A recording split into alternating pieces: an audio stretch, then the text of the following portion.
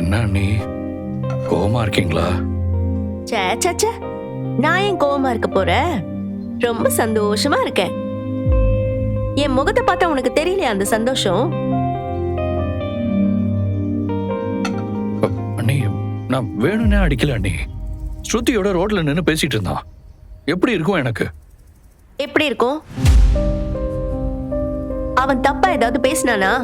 அப்படி எதுவும் பேசக்கூடியவனா அவன்? உனக்கு கார்த்திக்க பத்தி நல்லா தெரியும் தானே? அதை விடு. அவனுக்கும் இந்த வீட்டை பத்தியும், இந்த வீட்டுக்கும் எங்க வீட்டுக்குமான உறவு எல்லாமே அவனுக்கு நல்லாவே தெரியும்.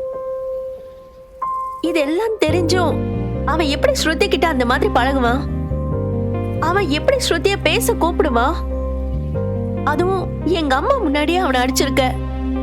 அவங்க பாவம் இல்லையா?